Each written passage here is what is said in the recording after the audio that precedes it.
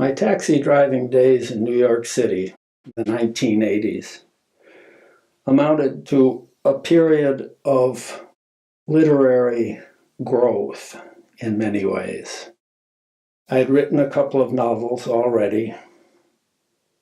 I was mulling over how to revise those, and I was thinking of others that I wanted to write. I had all sorts of passengers. They gave me advice, sometimes good advice, sometimes not so good. One guy said, what you have to do is write a bunch of stories loosely linked, about 12 pages each, 14 pages, each telling a story, but possibly linked in a way. That's what I've done, and it's made me lots of money. You do it, and you'll make lots of money too, if you know how to write. People would add as an addendum. They just tagged that on the end. Some people didn't tag it at the end, meaning they knew very little about the process, because that was the main key. Also, another slight addendum, if you have good ideas for something to write about. One day I had a woman in the taxi who had a little white blotch of hair coming out of the middle. All the rest of her hair was black, but this one vivid white batch of hair. And I knew that was Susan Sontag by the look of her. She was with two women friends, so I didn't interrupt her to ask if she was Susan Sontag or to confirm that I knew. I just left her alone with her friends. But a number of months later, I had her in the taxi again as a passenger. I picked her up in the same place, King Street, down in the Village. Drove her up to Lincoln Center, and I said, you're Susan Sontag, aren't you? She said, why, yes, I am. Now, not many cab drivers seem to recognize me, but I am indeed. I said, I had you in the taxi once before, but I didn't speak to you because you were with a couple of friends. I left you alone. So we proceeded to talk about this and that, literary chit-chat, and the struggle of breaking in as a writer. I hadn't had a word published at this point. I'd been trying for years and years. I said, sometimes it reminds me of Martin Eden in Jack London's novel. Now, it's not a very well-known novel, not many people. She said, you know, I was just about to mention to you that you should read Martin Eden. It's the great novel to imbue an aspiring author with hope. I was just about to mention that, and yes, I know it's an obscure novel, but isn't that something? You and I thought of that at the same time. We drove on. We were closer now. We weren't just anonymous people thrown together in the same little module traveling through space. We had something in common. We had this same insight at the same moment. And so she shared with me her theory of the 100 envelopes. She said, Richard, because by now we were introduced to each other, she could see my name on my hack license, and I knew her name from her clump of white hair and her beautiful face and her reputation. I'd read very little of hers. Since the first time I'd had her in the taxi, I had looked up a novel of hers and started to read it, and it was impossible to read. It was turgid and just impossible. I didn't tell her this on our second ride together. I did say that I'd admired her essays, which wasn't entirely true. I'd read one of them on photography, I think. I thought it was much, much better. But I didn't lie about having loved her fiction, because I hadn't. I thought it was terrible. She told me now her theory of the 100 envelopes. You buy 100 envelopes of this size that a manuscript goes in for a short story. And you get your stack of short stories, because I had that as well as my novels that I'd been sending out over time. And when one comes back rejected from an editor in one of these envelopes, you don't think about it at all. You take it, you place it in another envelope, you send it out again right away. You just do that, and you keep doing that until you get published, because you will eventually, she said to me. I have faith in you. I can just sense it. So after this second ride together, when I dropped her off at Lincoln Center, and we'd actually been two people communing about literature on pretty much the same level, even though she had the reputation and I didn't. It didn't matter to her, and it didn't matter to me while we were riding along, talking about these things. We were strugglers in the same rocky field. After that, not immediately after it, but a few weeks later, I went out and bought 100 envelopes, manila envelopes. And I did send out a few short stories. They were rejected. They came back. Sometimes it took a long time, sometimes a short time. Sometimes you got the standard rejection slip with no trace of a human touch whatsoever. Sometimes you got a longer letter. I did read each rejection letter. Some of the criticisms I took to heart. Many of them I dismissed as being ridiculous. They were from people like me of no greater or lesser intelligence, but I did read them. And then a year or so later, I stopped for a woman who was hailing a taxi. She climbed in, and she mentioned an address on Union Square, downtown Manhattan. I think it was 19 Union Square West, which was a place I had sent some of my envelopes over time for our Strauss Giroux. I said, well, you're back. And she said, Richard, I've been thinking about telling you about, have you bought those envelopes? And I said, yes, I bought the envelopes. I've been following your program to no avail, but that's how it works. And so that was my life with Susan Sontag, a great essayist and a terrible fiction writer, but quite a personality in New York. Well, there were other sorts of literary sharing episodes in the taxi in those grim 1980s in New York City.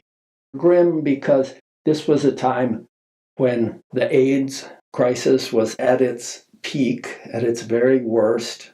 It was gripping New York City, along with the terror of the crack cocaine epidemic. These were the twin epidemics in New York City at the time. Those two things combined with the awful poverty of having Ronald Reagan as our president. He had a wife who was saying, oh, just say no to drugs, a very simple-minded attitude that didn't help anybody.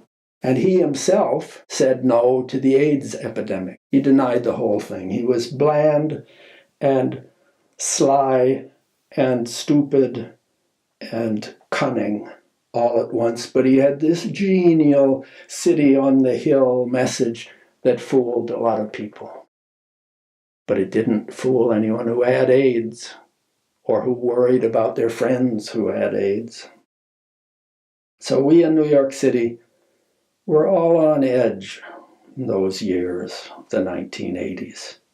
We had a president who didn't care about us. We had a mayor, Ed Koch, who seemed to care more about the real estate magnates in New York City who backed his campaigns than he did about the little guy, namely me, the cab driver. He kept saying he was going to help cab drivers soon, but he never really did. We were on edge. We were on edge because it was a dangerous time to be driving a taxi.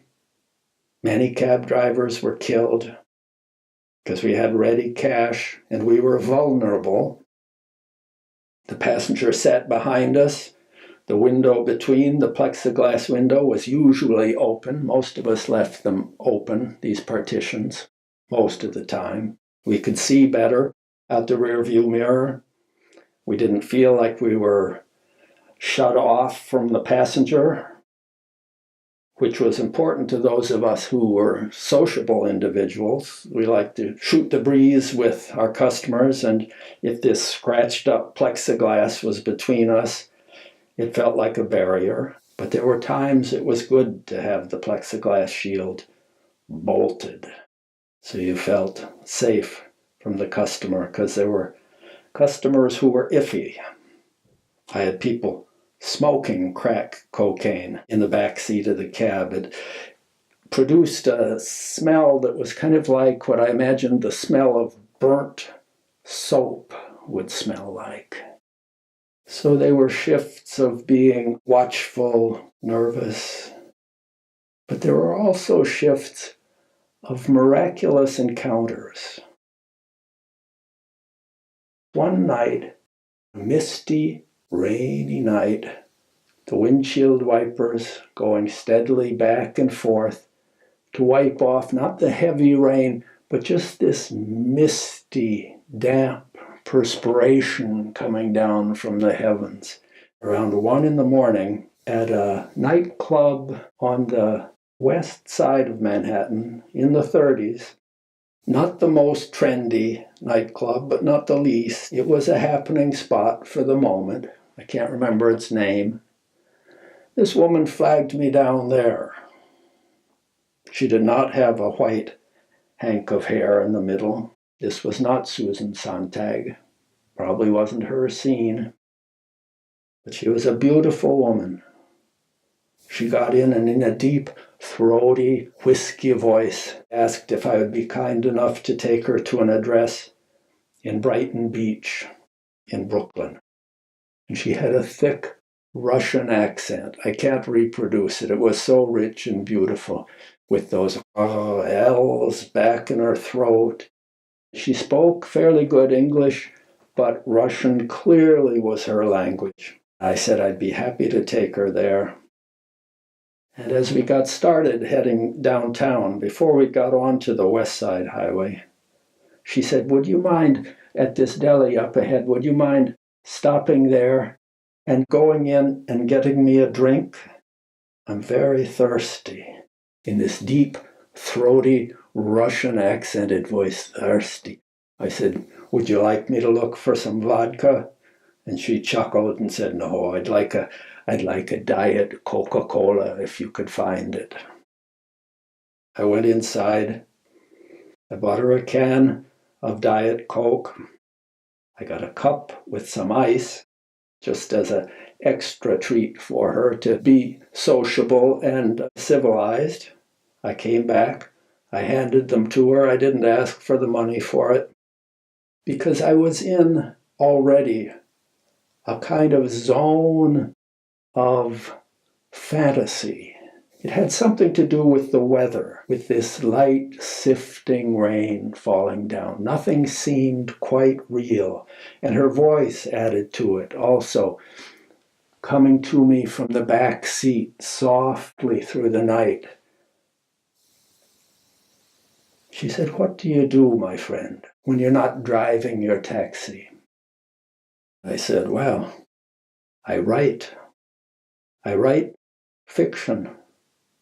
Stories I make up about people. Yes, she said, I know what fiction is. I've read a good deal of fiction myself. I come from a country rich with deep, dark, painful, mysterious fiction. We have a great deal of wonderful fiction. I said, yes, I know Turgenev, Gorky, Chekhov. I didn't mention Tolstoy, but she got the idea that I was familiar with Russian writers. I had even taken some Russian in high school, just because I loved the sounds of the words, and I loved being trained in how to unravel the Cyrillic alphabet. Krasivaya девушка, beautiful girl. Я говорю немного по-русски. I speak a little Russian. Now, I didn't trot these phrases past her that night. I didn't show off my wee infinitesimal knowledge of Russian to her. But I did communicate through the open airwaves of the taxi that I appreciated Russian culture and that I loved the sound of her voice. And she said, "There's a writer I must tell you about. Do you know this writer, Mikhail Bulgakov?" And I said, "No, I've never heard of him." "Mikhail Bulgakov," she said. "He was a doctor, like Chekhov, but he was from Kiev in Ukraine. A wonderful writer. And by some miracle, he survived the awful world of Stalin. He was not sent away to the camps. His writing wasn't published, but he wasn't killed, meaning he was very lucky. He wasn't sent away. He walked this tightrope that Stalin had set up. Stalin claimed to like him and put him in control of a theater in Moscow and let him write, but kept his eye on him. Bulgakov, a wonderful writer. And his most wonderful piece of writing was a long novel called The Master and Margarita. You've heard of this novel?" "No," I said, "I've not." She said, "You must read it, my friend. It's a wonderful story. It's a story with supernatural elements and very real human elements, all combined in a magical, dark world of gray and black and a few shades of light, where you wonder what is real and what isn't. There's a great big black cat in this story, a huge black cat that roams Moscow, and it is the devil or one of the devil's helpers. You're never quite sure reading this book." We went through the tunnel to Brooklyn. We came up on the other side. We came around on the expressway that goes around the outside of Brooklyn, heading towards Brighton Beach. It was a long drive, plenty of time for her to spin for me this story of the Master and Margarita. They were real characters, human characters. The Master, who was a playwright, she said, and Margarita was a woman he met in the course of this story and was presumably a real person, a beautiful woman. He was in love with her. He wrote a play that he was trying to produce in Moscow, but he ran up against much opposition. This play was about Pontius Pilate and Jesus Christ, way back in the start. Before Christianity was Christianity, Pontius Pilate, Jesus Christ, the Romans in Palestine. He talked in his story very much about power, political power. And this was why the censors in Moscow opposed his producing this play. Because he said, power is violence. Stalin would not want to hear this. They wanted to be no part of such a project produced on stage in Moscow. So first they had been prepared to produce this play on stage, and then they withdrew their approval, even though they all knew it was a terrific play, a great play. Meantime, we have these characters roaming Moscow, apart from the playwright and his love, Margarita, a man named Voland. Was he God, this man who could disappear and reappear, who could forecast people's deaths and how they would die? Was he God or was he the devil? He hinted that he was Satan, the devil. But perhaps he was God. The playwright himself is a sort of God creating a world. A writer has to have, what's the term? A kind of, and I said, a kind of humility. That's the word, she said. Humility a writer must have, because he is God. So he must be very careful with his power. Power is violence. And the cat would appear and would send this blood-curdling call across Moscow. You must read this novel, my friend. And I said to her, I intend to. The Master and Margarita, she said, is true love's name. You will see what happens with the Master and Margarita. It's very sad, and it's not sad at all. It's a triumph, and it's a terrible loss. It's all sorts of paradoxes, I said, because paradox was a word I was very fond of in those days. Paradox, she said. Exactly right.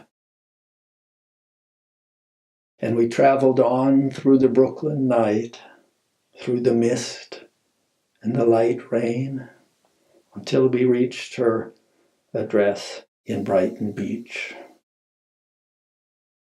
I hadn't asked for her phone number so that I could get in touch with her once I had read this marvelous book and talk it over with her and hear her luscious, rich voice again.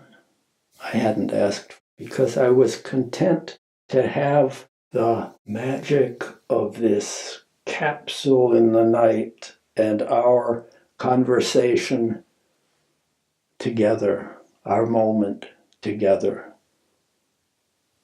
There was a consummation in that, in my hearing this story from her. And it was enough.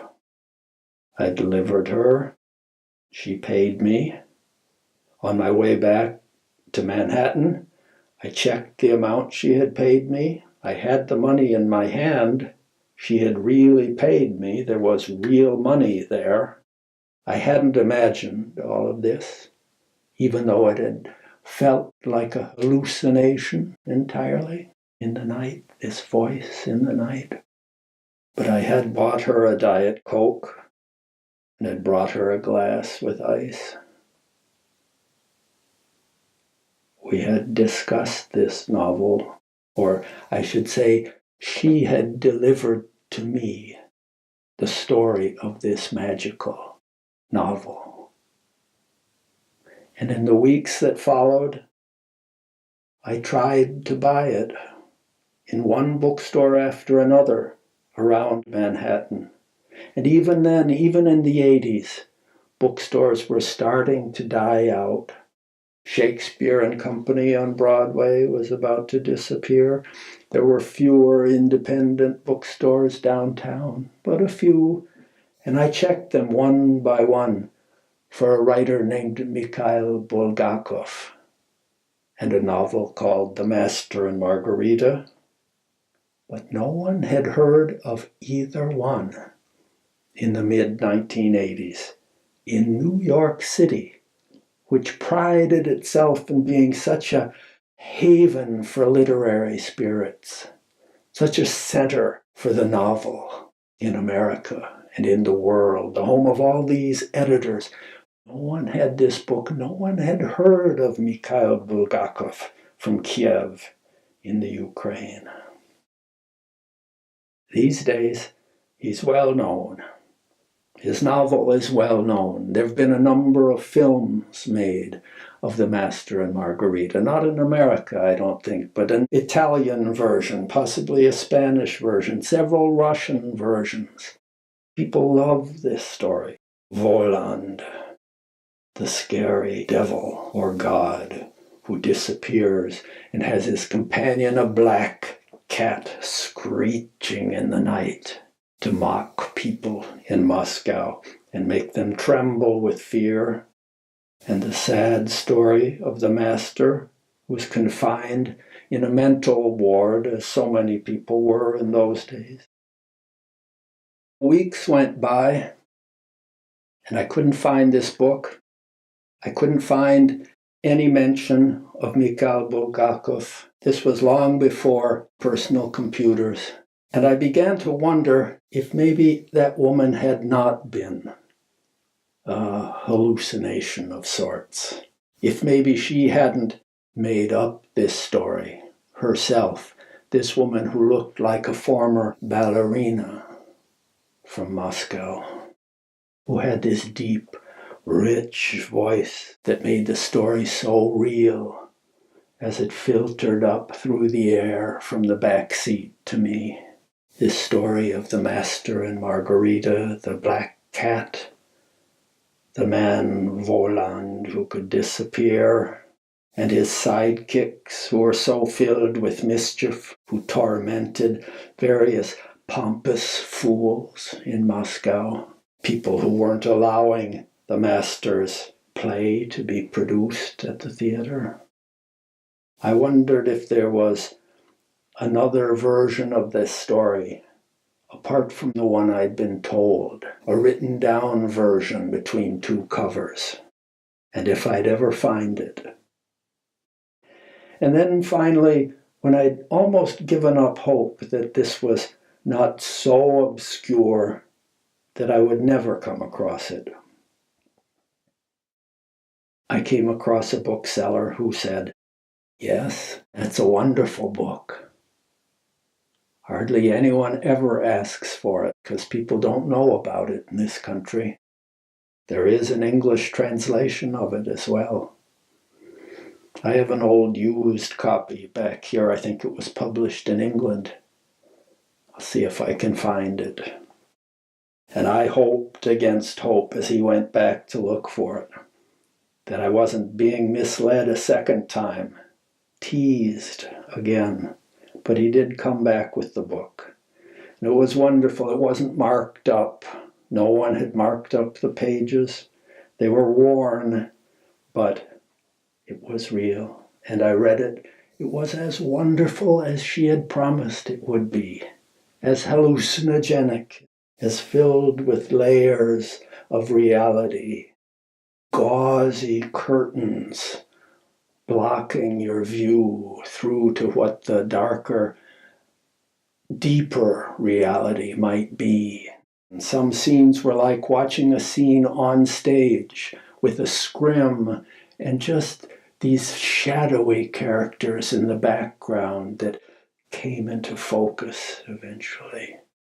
So I read The Master and Margarita. It's a wonderful novel.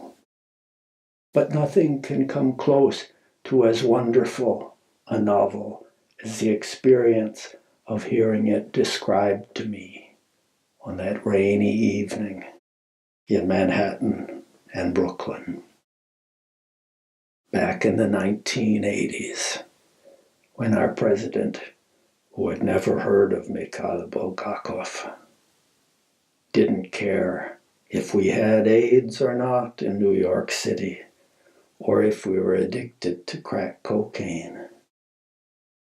He was as unreal as the Master and Margarita were, or I wished he had been. We would get through it together, somehow, and try to emerge on the far side, someday.